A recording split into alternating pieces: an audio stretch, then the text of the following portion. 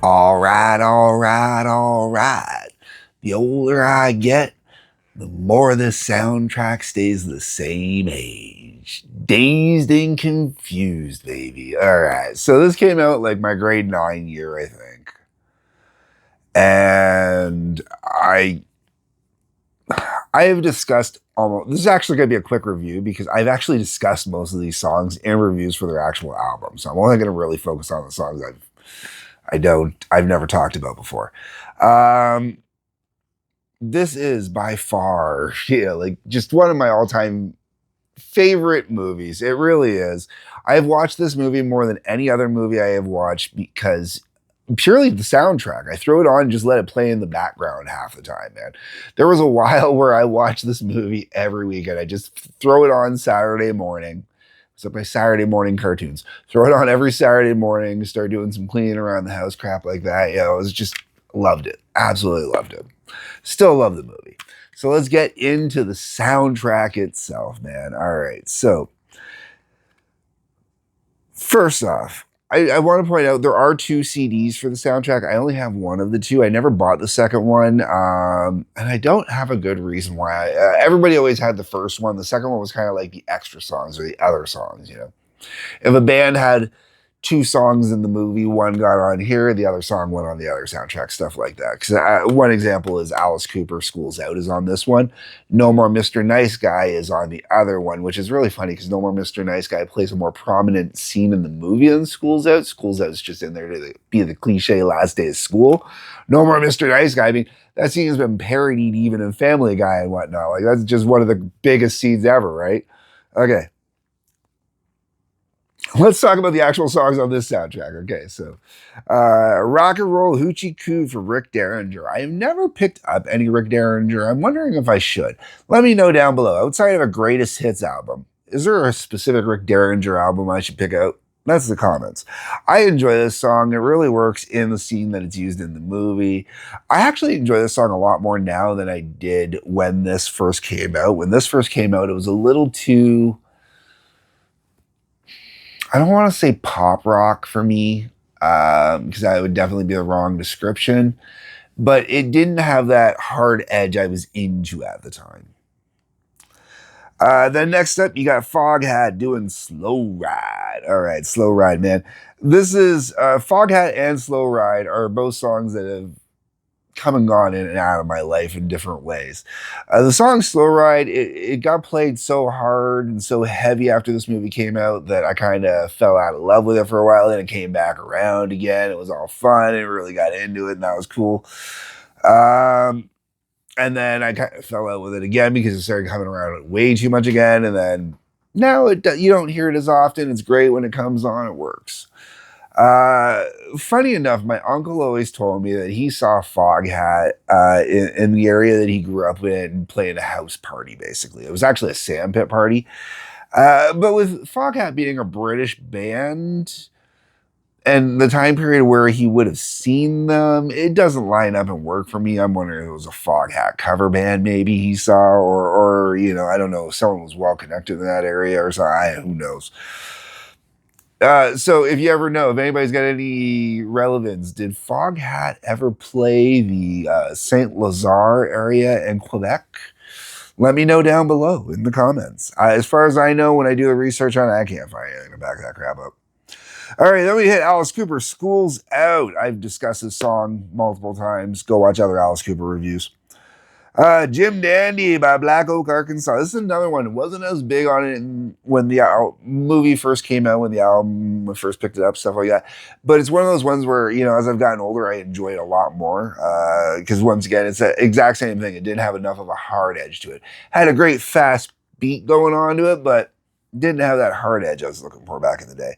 When this album came out, I was not into grunge. I was never a big grunge guy. I was more of the hard rock, heavy metal guy. So for me, some of the songs on here, if they didn't have enough kick to them, enough to them, like our next song on here, Tush from ZZ Top, you know, that one just has some kick to it, some go on it.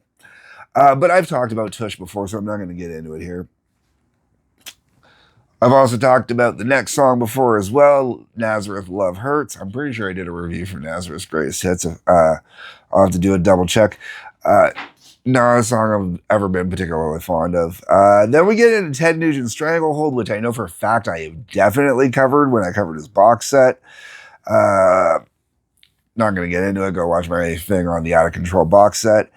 The Runaways Cherry Bomb. I'm not sure if I've discussed this one or not before, because I don't have a Runaways album. I've never discussed a Runaways album. But I may have discussed in other greatest hit or other 70s packages, movie soundtracks, stuff like that. Maybe was it on the Detroit? I think it was on the Detroit Rock City soundtrack, possibly. I don't remember. Um, After that, we got Sweet Fox on the Run. I've definitely discussed that one before. Grace Hits album, I believe I've covered. War, Lowrider. Okay, War is one of those bands I've always wanted to get into, but Lowrider, I've always been told, is kind of different from everything else they do. So if you have listened to War and you know War, let me know what album I should pick up outside of a Greatest Hits album. Because I've always been curious about getting into a little War. And Lowrider is awesome. I absolutely love Lowrider. The very first time I ever heard Lowrider, it doesn't speak volumes to my parents' ability to censor properly in certain ways. But the opening to Cheech and Chong's Up in Smoke, playing right through the intro there. Then there was also an animated holiday special or something like that, I think, or some type of animated special. I remember they used Lowrider as well. I think it was done in claymation. In the 80s was really, really good. Really enjoyed it. So it's one of those songs I've been into ever since I was a wee little lad, like that Lowrider probably goes back almost as far as School's Out does for me, as one of those songs I've just always been into. But once again, only song I've ever heard from War that I'm aware of that I've heard from War. So I don't know other, let me know down below in the comments. That's what the comments are for.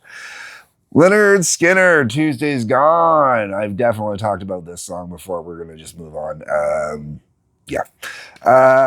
Deep Purple, Highway Star. Another one I have definitely talked about before. Did the Machine Head album, and I did the Re-Machined album. So you can go catch my views and opinions on Highway Star there. Kiss, Rock and Roll All Night. We know I've covered that one before. And then Black Sabbath, Paranoid, which I've covered before as well. This is a phenomenal soundtrack. Now, with all the songs I've got on here already, you're probably wondering yourself, because a lot of these songs I actually had when I did buy this soundtrack. So you're wondering to yourself, why would I pick up this soundtrack then? Because this is a great mix. Why take a bunch of different CDs with me when I can grab one soundtrack that has all the songs I need on it, throw this in, let it play on its own, don't have to touch it. Or if I throw it in with a couple other mix, let it play on its own. Like having I have a 5-disc CD player, okay? So using that, and I've had a 5-disc CD player ever since I was hard to shop for, so stereo components were easy to buy for me. So I think I got my first 5-disc CD player when I was about 16 years old, because I had a really heavy CD collection already at that point, justified it. And you put this one in, you put in the Last Action Hero soundtrack, Reservoir Dogs,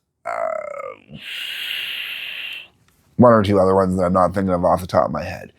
And you just hit spiral or you hit random and let the whole thing go. You got your music covered for the night, You get the odd Reservoir Dog little joke part that comes in here that makes people laugh and whatnot.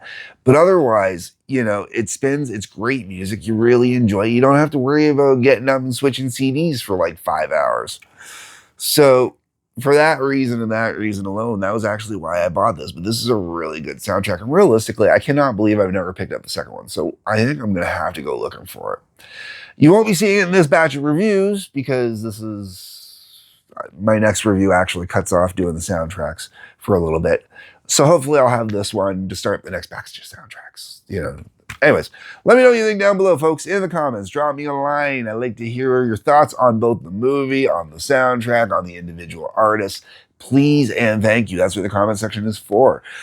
Do you enjoy the movie as much as I do? When you're on your way down there, you'll see a like button, subscribe button, bell for notifications. If you could hit those, please and thank you. I'd very much appreciate it. A couple links worth checking out. Otherwise, folks, peace love. Take care.